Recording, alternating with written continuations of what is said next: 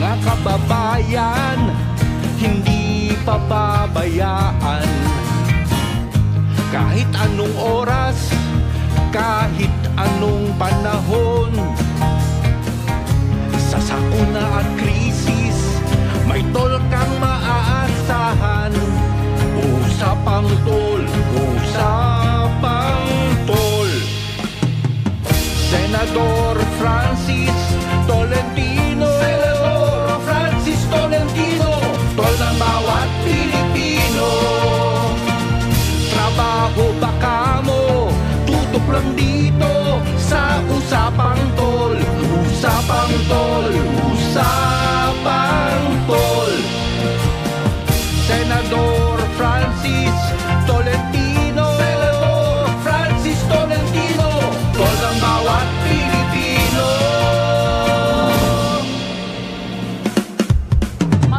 Magandang umaga po Luzon, Visayas at Mindanao. Ngayon po ay June 28, 2024. Araw po ng Biyernes, weekend na. Ang bilis ng paglipas ng araw. Ako pong muli ang inyong lingkod, Cecil Villarosa, para sa isa namang edisyon ng programang Usapang Tol. Makakasama natin siyempre mamaya, wala pong iba kundi ang tol ng bawat Pilipino. Senator Francis Tol Tolentino, tayo po ay live na nasusubaybayan sa iba't ibang panig po ng bansa sa pamamagitan po ng mga regional station ng DWIZ 882 at siyempre maging sa iba't ibang panig po ng mundo. Kaya yung ating mga kababayang OFW, pwede po kayo mag-monitor sa mga online accounts ng DWIZ via YouTube at Facebook page. At syempre tayo po ay napapanood din sa telebisyon sa pamagitan po ng live simulcast sa Aliw TV Channel 23. Pwede po kayong sumama sa aming talakayan ngayong umagang ito sa pamagitan po ng pagpapadala ng komento sa aming Facebook page DWIZ 882 o kaya po sa aming text line 0999-376-6768. Meron pong ngayon bagong sakit na minomonitor. Kung inyo pong nabalitaan yung streptococcal toxic shock syndrome. Ayan. Pero mamaya, tatalakayin pa natin ito. Yung iba pang detalye na kaakibat nito. Bago po yan, puntahan po muna natin yung Pag-asa dahil may ilang mga bagyo na inaasahang papasok sa bansa sa buwan ng Hulyo. Kaugnay po niya, nasa linya po ng ating komunikasyon, si Ma'am Ana Cloren ng Pag-asa. Magandang umaga po, Ma'am Ana.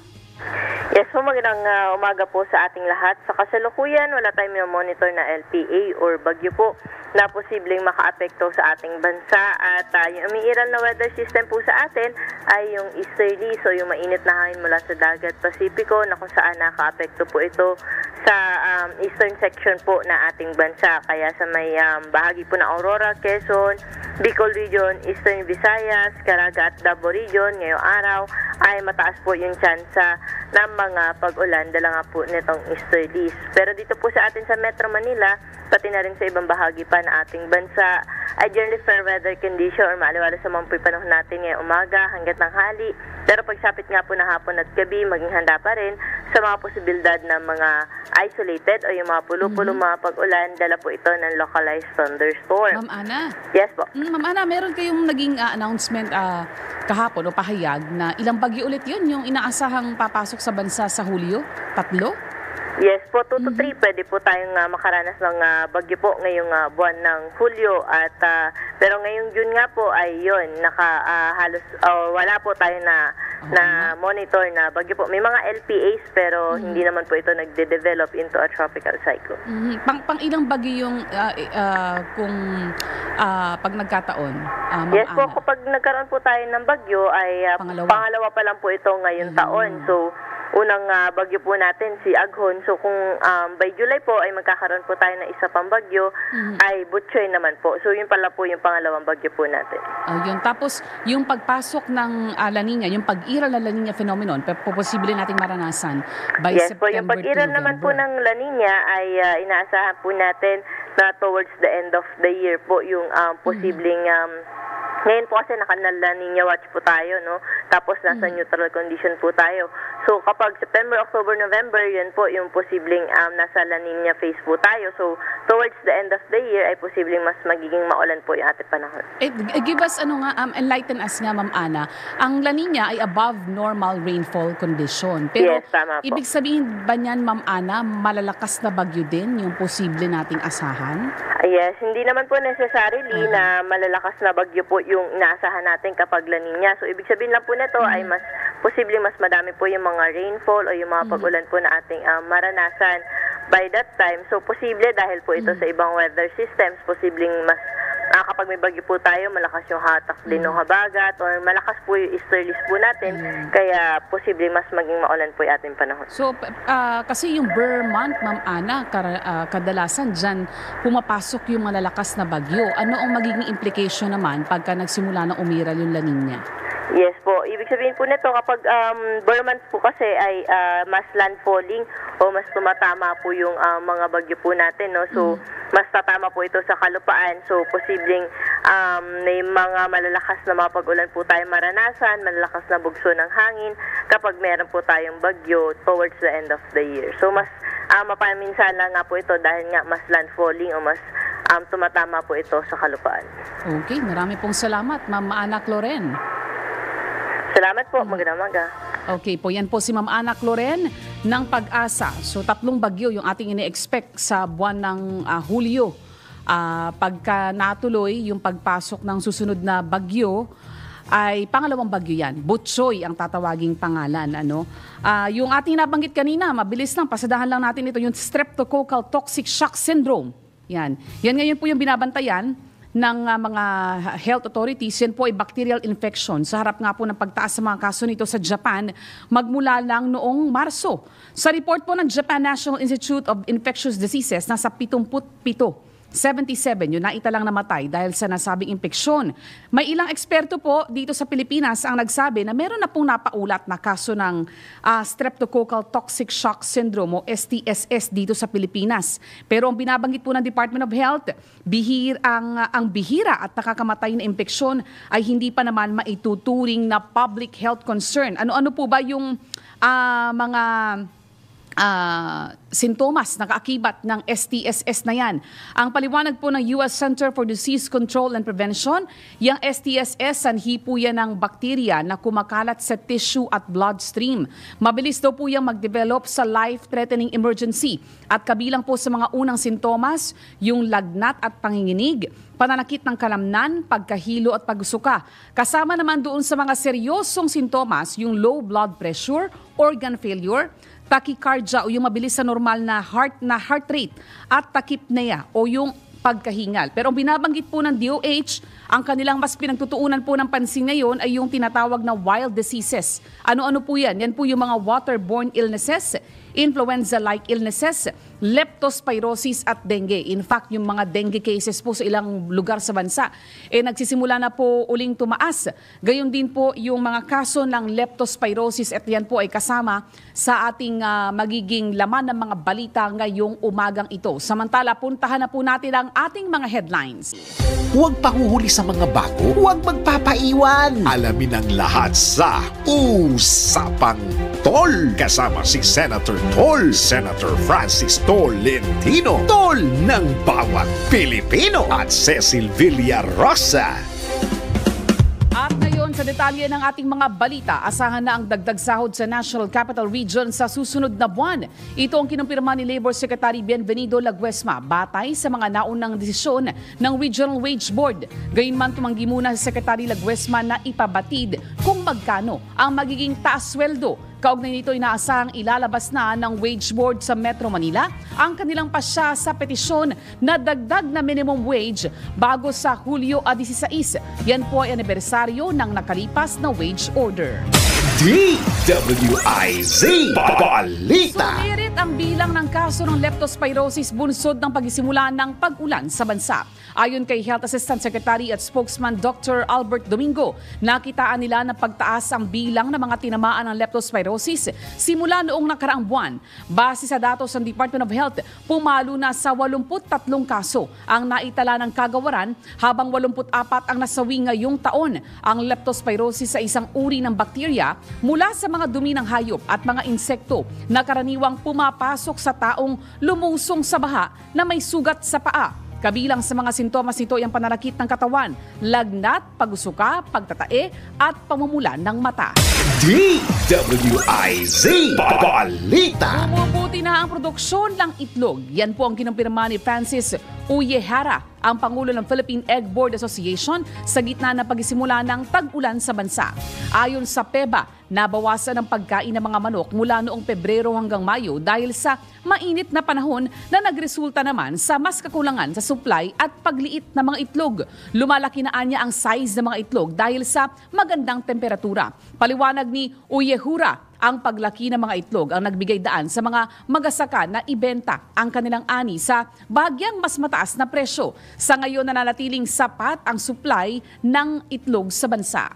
DWIZ Balita. Sa iba pang mga balita, kabilang po si Senate Majority Floor Leader Francis Tol Tolentino sa Magic 12 ng senatorial candidates sa 2025 national elections. Nakuha ni Senator Tol ang ika-8 pwesto na may 41% at sinundan ni Senator Juliana Pia Cayetano habang kinumpleto naman ni Doc Willie Ong, Senator Ronald Bato de la Rosa at Las Piñas Representative Camille Villar ang Magic 12. Nanguna naman sa listahan si broadcaster at party list Representative Erwin Tulfo na nakakuha ng 65% at sinundan ni dating Senate President Vicente Tito Soto III. Nakasalalay ang tsansa ng mga kandidato sa pagkasenador sa muling paghahanay ng mga puwersa simula sa Oktubre kapag nagsimulang tanggapin ng Commission on Elections ang Certificate of Candidacy para sa parehong national at local position.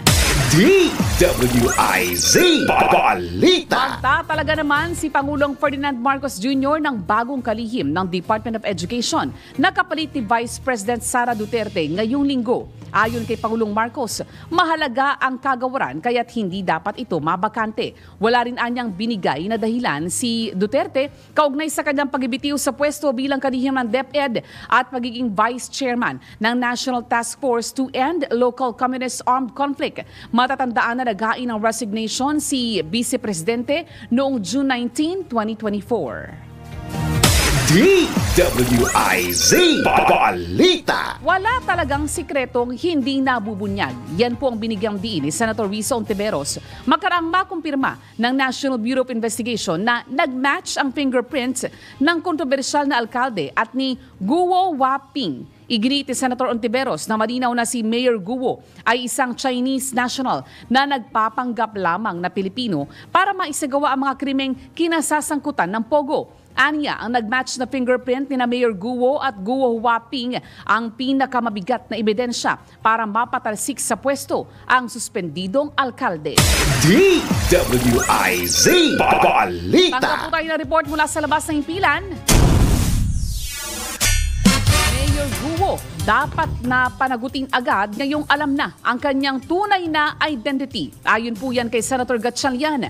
Detalye ng balita mula kay Patrol Number 19, Celi Ortega Bueno. Dapat na agarang papanagutin si suspended Banbantarlac Mayor Alice Guo o mas sinatawag na nila ngayon na Guo Huaping. Ito ang naging panawagan ni Senator Sherwin Gatchalian makarang lumabas sa pag-aanalisa ng National Bureau of Investigation na pareho ang fingerprints ni na Mayor Alice Guo at ni Guo Huaping, indikasyon na isa lang itong tao. Ayon kay Gatchalian, hindi dapat baliwalain ang ginawang panghahamak ni Guo Huaping sa ating batas at dapat na papanagutin ito sa batas sa lalong madaling panahon. Sinabi ni Gatchalian na ang matching fingerprints ay nagpapatunay na totoo lang ang kanilang matagal nang hinala na iisang tao lamang si Mayor Alice Guo at si Guo Huaping at isa siyang Chinese citizens at hindi Filipino citizens. Anya, ang parehong fingerprints, mga dokumento na Special Investor Residence Visa na binigay sa ina nitong si Liu Wenyi, ang mga records mula sa Bureau of Immigration na nagpapakita ng biyahe nila ay patunay at hindi maitatangging ebidensya ng panloloko para maisakatuparan ang kanilang mga iligal na gawain. Ito sa Patrol 19, Celi Ortega Bueno para sa impilang metodong naka sa DWIZ. Nagbabalita ng tama, naglilingkod ng tama.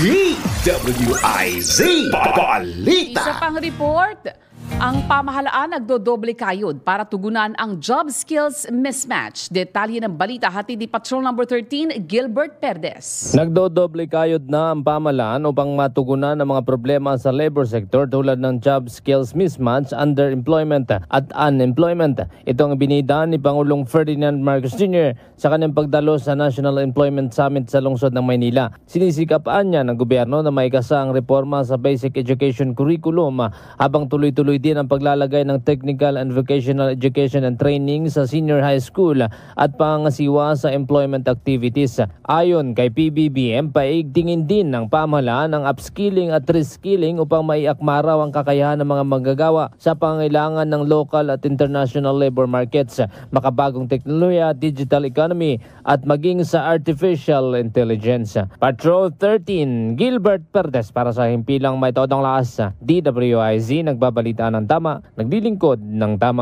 DWIZ Balita. Babalik po ang programang Usapang Tol, ang oras sa buong Pilipinas. Ganap ng 6:22 ng umaga. Mga balitang updated, mga isyong updated, mga komentaryong updated sa Usapang Tol. Kasama si Senator Tol, Senator Francis Tolentino, Tol ng bawat Pilipino, at Cecil Villarosa. Senador Francis Tolentino, Senador Francis Tolentino, tol ng bawat Pilipino, tol ng bawat Pilipino. Hanggang muna tayo po ng mahalagang pagbabalita mula sa labas ng himpilan. DWIZ Flash Report. Bulacan Special Economic Zone and Freeport Act at Free College Entrance Examinations Act bigong mapirmahan ni Pangulong Marcos kaya naglaps into law. Detalye ng balita hatid ni Patrol Number 13, Gilbert Perdes. Isa ng ganap na batas ang panukalang nagtatatag ng Bulacan Special Economic Zone or Freeport at Bulacan Special Economic Zone or Freeport Authority. Ayon sa Malacanang, bigong mapirmahan ni Pangulong Ferdinand Marcos Jr. o naglaps into law ang Bulacan Special Economic Zone or Freeport Act. Kaya't otomatiko raw itong naging batas noong Hunyo 13. Samantala, isa na rin ganap na batas ang panukalang nag-aatas naman sa mga private higher education institutions na ilibre ang bayad sa college entrance examination fees ng mga estudyanteng kwalipikado para sa college admission. Sinabi ng palasyo na naglaps into law na rin ang nasabing panukala noong Hunyo 14. Batay sa Free College Entrance Examination Act, binibigyan diin ang pangailangang tulungan ng mga estudyanteng kapuspalad na may potential sa academic excellence.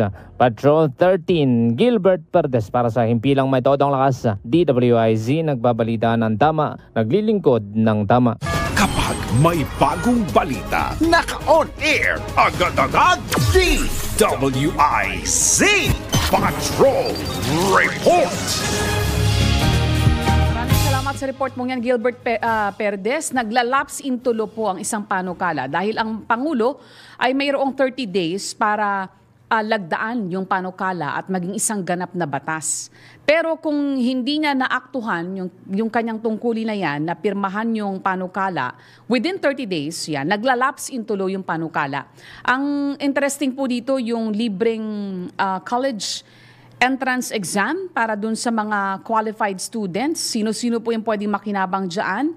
Kung natural born yung estudyante, natural born Filipino estudyante at siya ay kabilang dun sa top 10% ng kanyang graduating class. O kaya kabilang yung estudyante doon sa pamilya na ang household income mas mababa pa doon sa poverty threshold o kaya po hindi talaga kayang mag-provide ng kabilang siya doon sa pamilya na talagang hindi kaya mag-provide at least ng basic needs. Pero dapat po yan ay sertipikado ng Department of Social Welfare and Development. Ayun. Maganda po yung ganyang panukala, no? Alang-alang po doon sa ating mga kabataan para sila ay mas mahikayat, no? Na ipagpatuloy yung kanilang pag-aaral. Samantala, puntahan po muna natin ito. Dahil po weekend ngayon, ina-anticipate natin na maraming dadagsa sa mga palengke, no? Palengke day po ang weekend eh. Kaya po very timely na ating malaman ngayon ang presyo ng mga bilihin. Kailangan malaman mo na ang mga presyo sa labas sa Palengke Report. Lalaanan ka namin ng mas mahabang oras ngayong umaga, Alexa. Yon. Para mas mabigyan din ng impormasyon yung ating mga kababayan na nagbabalak nga mamili. At least malaman nila yung price range ng mga bilihin. Ngayong papasok na weekend, nasa linya na po ng ating komunikasyon si Alexa Avila. Nagre-report ng live mula po sa Mega Q-Mart sa Quezon City. Good morning, Alexa.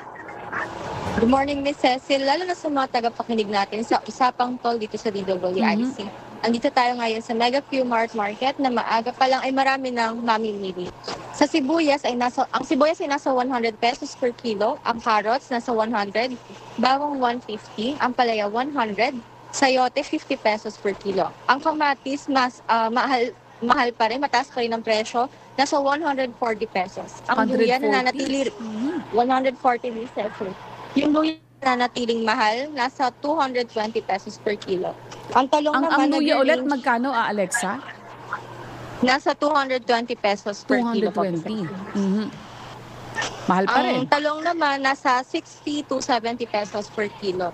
Pagdating sa karne, ang pork chop ay nasa 340, lomo 360, liempo 390, buto-buto 320, at ang atay ay nasa 200. Yung manok naman ay nasa 190 pesos per kilo.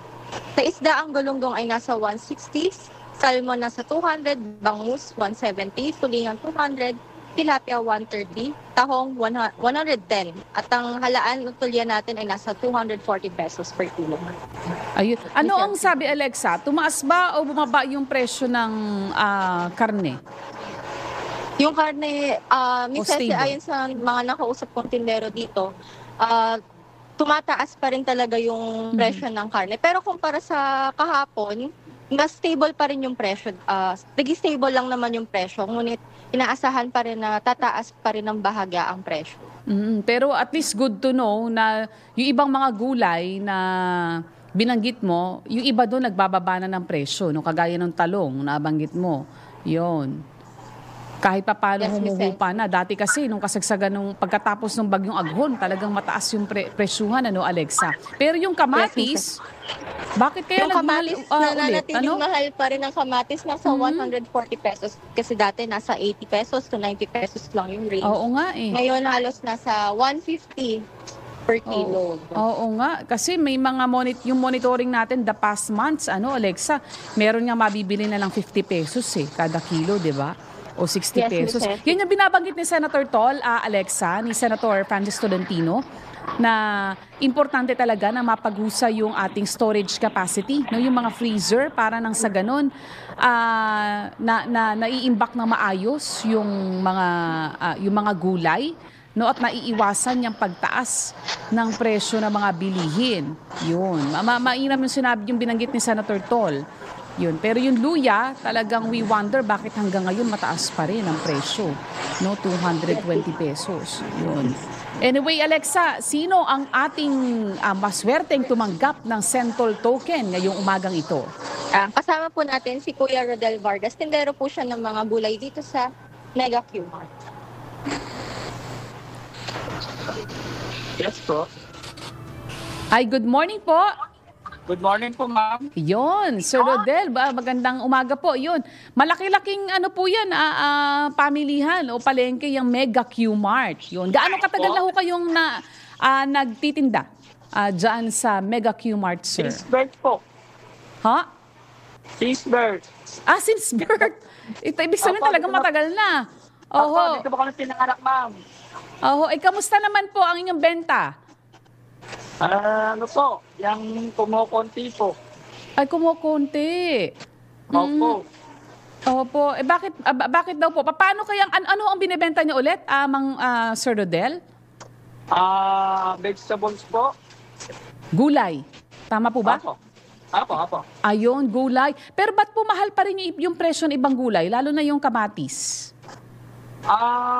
Kulang po sa supply from Vizcaya. At saka po yung, yung sa,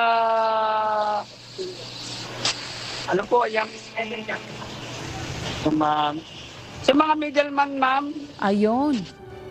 Doon kaya? Oo nga, no? Kasi pagdating niyan, Oo, Opo, siguro Yung supplier po namin nasa fifth middleman na po eh. ayan. Wala na po kasi, yung mga farmers po natin, hindi na po sila nagdadala ng gulay sa big market. Siguro yan din yung isa sa maganda Opo, ring ma-improve, no? Bukod dun sa mga storage capacity na binabanggit ni Senator Francis Tolentino, Sir Rodel, no? Yung maiugnay direkta, no, yung mga magsasaka diyan sa mga malalaking pamilihan para nang sa ganon. Siyempre, pag mas mababa po ang presyo, mas mahihikayat po yung ating mga mamimili na mamili, Opo. Ngayon, kanya-kanyang diskarte muna, Sir Rodel, kung paanong gagawing diskarte para ma-maximize yung yung pera. Po? Ayun, Sir Rodel. Anyway, maraming salamat, Sir Rodel. Parang suot nyo na po yata yung apron ni Senator Tol. Yan, bagay na bagay po sa inyo. Kulay blue. Napakatingkad. Matingkad po yung kulay na yan. Kaya kahit malayo pa lang kayo, Sir Rodel, nakikita na kayo ng mga mamimili. Yan, at kayo'y pupuntahan, Sir Rodel. Ayun. Anyway, weekend na naman po, Sir Rodel, So we expect na marami yung mamimili ngayong weekend. At kahit pa paano, makakabawi-bawi po kayo ng benta,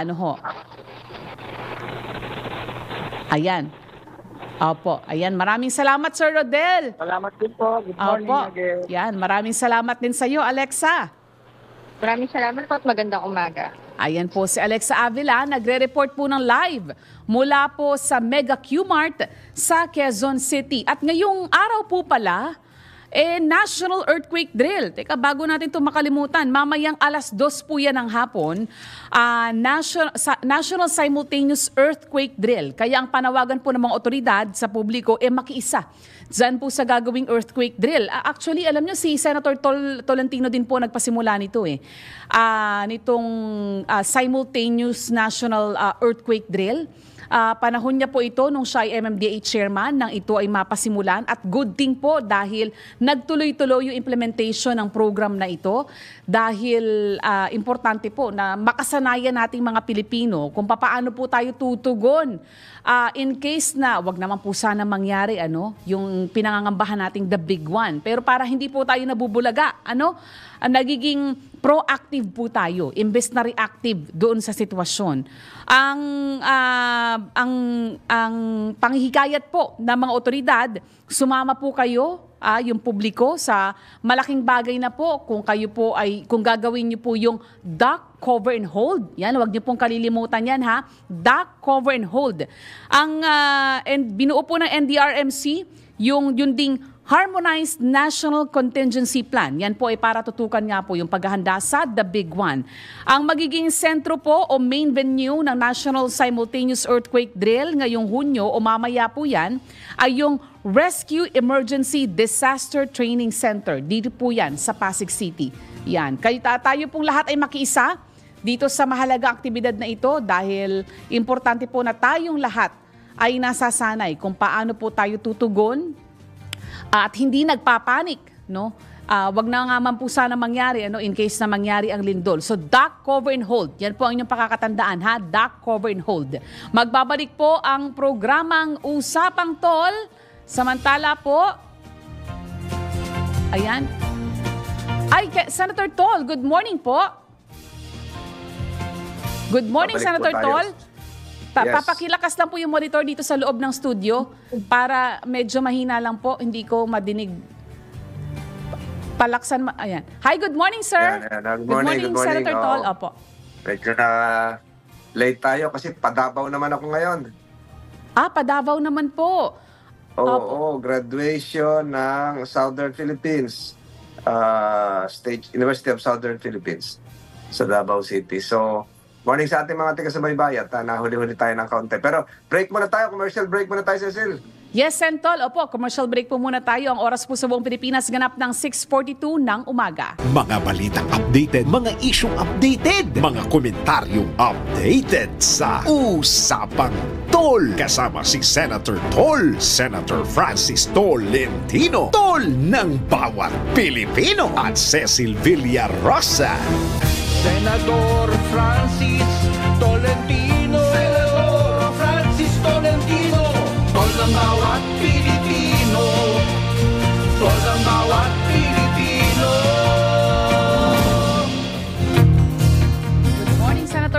naantabayan na natin Morning, yung Municipal Tourism Officer ng Coron, Palawan. Pero Sentol, napanood namin yung pag-serve mo kahapon doon sa Universidad de Zamboanga.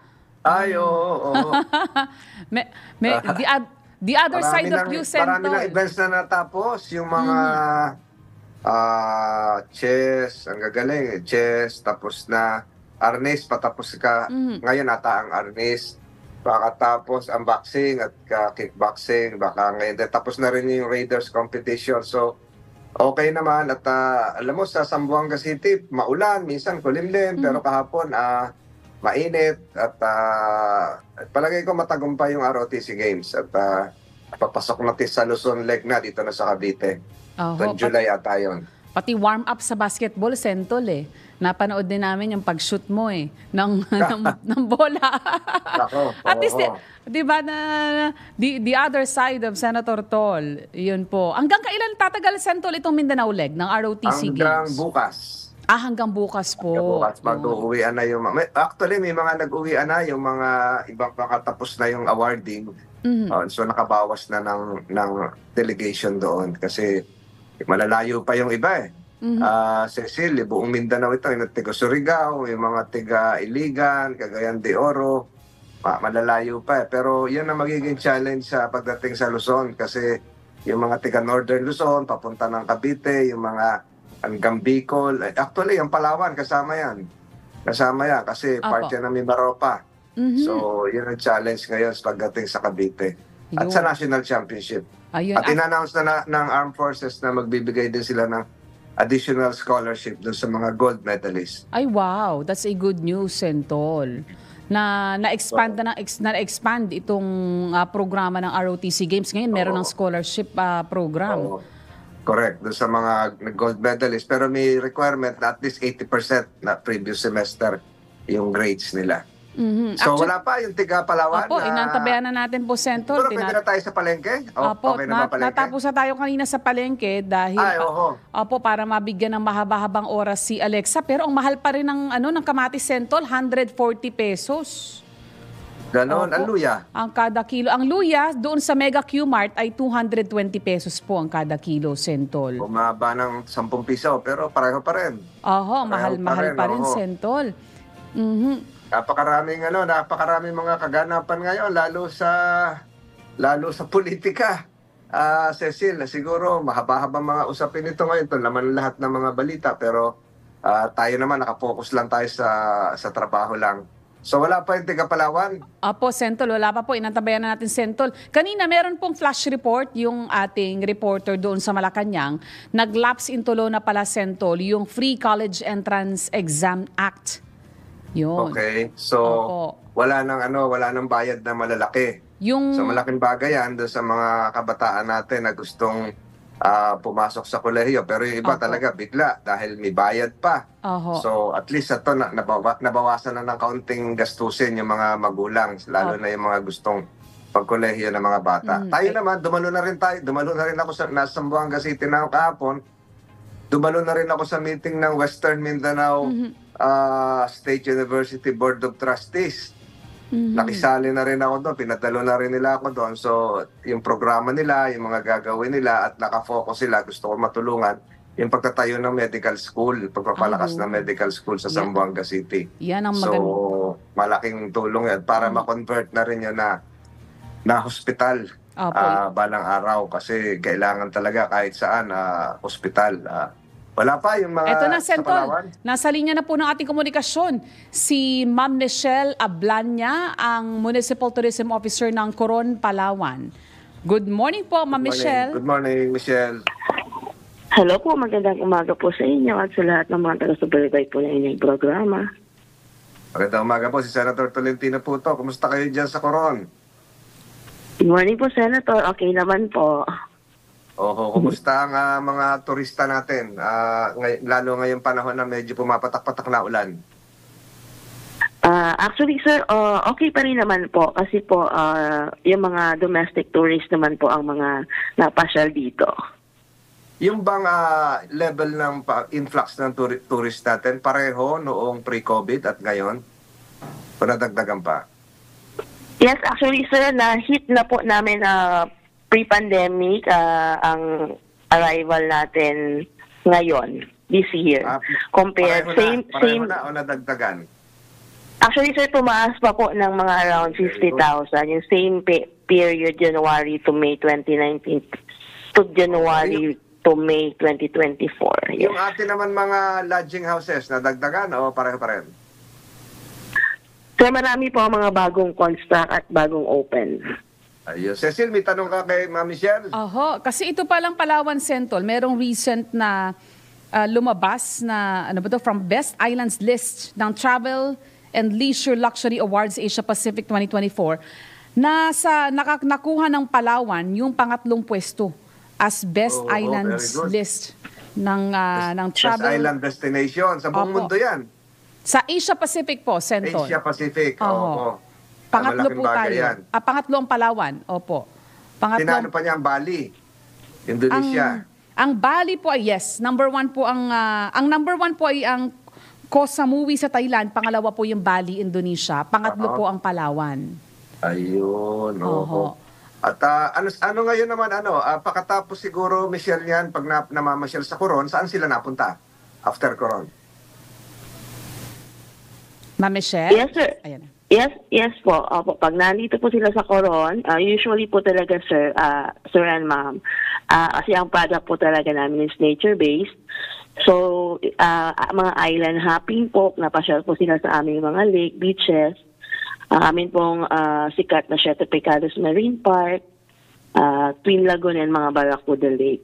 So, mostly po dito sila sa Coron Island kasi po ito yung aming highlight packages. Wow. Okay, gusto ko rin makapasyal dyan. Di pa ako nakakapasyal dyan, Michelle. Yes, sir. Pasyal po kayo. Punta po kayo dito sa amin. Tumulong ako dyan nung malakas na bagyo, yung cross ninyo, yung cross. Ay, opo, yes po, ang Mount Tapias. Opo. At saka yung palengke ng malakas na bagyo. Hindi ko alam kung Yolanda ata rin yan eh. Yes, sir. Yolanda po, nung pinarenovate po nung office po ninyo, yung aming Mount Tapias Cross, and then yung aming public market. Tourism Center and Public Market, yes. Ayun. Hindi lang ako nakasama nung kasi nakatutok ako nung sa Tacloban. Pasensya na. Pero papasyal din po ako dyan sa Coron. Ikaw, Cecil, may mga tanong ka pa kay Ma'am Michelle? Opo, ito, Sentol. Kasi Ma'am Michelle, ang Palawan, hindi lang po sikat sa Pilipinas, kundi sa buong mundo. Kaya yan po ay dinadayo. Nabanggit nyo nga po kanina.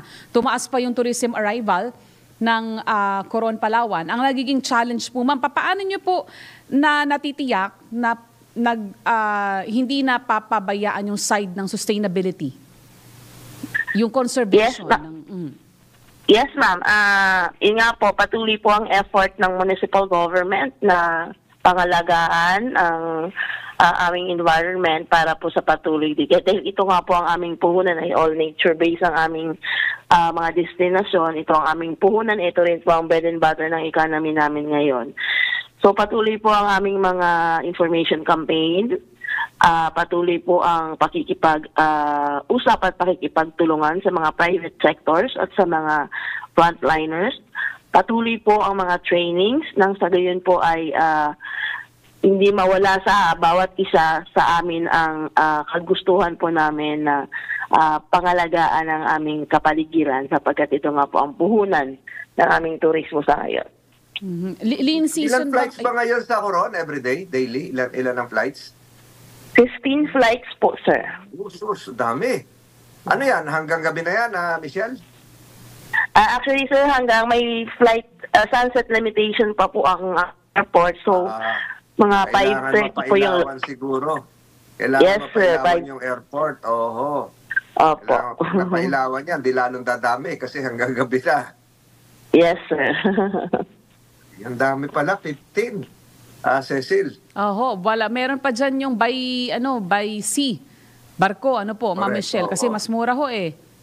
Yes po. Sa ngayon, section po namin from Manila is yung to-go travel, which is convenience sa mga weekender tourists namin because umaalis po siya ng Manila ng Friday afternoon. And then dumadating din siya ng Coron ng maaga po ng Saturday so you can do na your island hopping agad when you arrive. And then babalik din po siya ng Sunday ng gabi to Manila. So morning po ng Monday, pwede pong pumasok ulit sa mga offices. So pwede pala siya ng quick weekend getaway, ma'am? Yes, ma'am. Opo. Ako, pasok na pasok yan sa mga Gen Z at millennial, ma'am. Alagaan lang yung ating, Opo. tama yung ating topic na sustainable tourism. Mapangalagaan, sa ganun ay talagang magtagal. At wala kayong plano na, na yung magkaroon ng break muna, linisin, ganun, wala. Walang plano, dire-diretso na lang. So far po, while we are implementing naman po yung mga precautionary measures namin, bukas po ang Coron sa turista po. Ayun, okay, very good. Cecil, wala na akong tanong kay Ma'am Michelle. Kumusta mo na lang ako, Michelle, kay Mayor at sa mga miyembro ng Sangguniang Pambayan? Maraming salamat po sa pagkakataon po na maimbitahan po at sa inyong programa, Sir and Ma'am Cecil. Sana po makapasyal po kayo dito sa amin. Thank you so much po at magandang umaga. Maraming salamat. Napakinggan natin ang Tourism Officer ng Coron, Palawan, si Michelle. At siguro, imbitasyon na lahat ito na pumasyal sa Palawan. Hindi ko lang naitanong, Cecil, yung pag yung tag-ulan, kung marami pa rin napunta. Oo nga po. Kung lean season po ba ngayon? Lalo sigurong dumadayo ang mga taga Maynila kasi 15 flights pala a day ang napunta dyan. Alam po, Cecil, meron ka pang panalangin ngayon? Yes po, Sentol. Bago po tayo tuluyang magpaalam, bigyan po muna natin itong mahalagang mensahe mula po kay Sir D. Edgard Cabangon, ang chairman po ng Aliw Broadcasting Corporation. Beautiful people are not always good, but good people are always beautiful. At the end of the day, we won't remember the person with a beautiful face, but we will remember the person with the most beautiful heart. Let love be the reason for today's Blessed Friday. Think good, thank God, thank God. TGIF, have a safe weekend ahead. God bless you. God bless us all. Have a safe Friday. Ito po si Senator Francis Tolentino. Maraming salamat po sa mga tiga-sumubaybay, lalong-lalo na doon sa mga tiga-Palawan at yung mga market vendors natin ngayon na nakapanayam. So, magandang umaga po muli at magkita-kita tayo sa Lunes sa Usapang Tol. Muli, ito si Senator Francis Tolentino. Magandang umaga po sa inyo lahat. Ako naman po inyong lingkod, Cecil Villarosa. Antabayanan po ang susunod na programang Pasada Balita kasama si Kuyang Johnny Bañez. Senador Francis Tolentino. Senador Francis Tolentino. Tol ng bawat Pilipino. Tol ng bawat Pilipino. Trabaho ba ang hanap mo? Mga isyung napapanahon, opinyon at diskusyon, turismo, negosyo, isang oras na hitik sa impormasyon. Ang bawat umaga mo, magbabago sa Usapang Tol. Kasama sina Senator Francis Tol Tolentino at Cecil Villarosa. Lunes hanggang Biyernes, alas 6 ng umaga. Dito lang sa DWIZ. Nagbabalita ng tama, naglilingkod ng tama. Tol ng bawat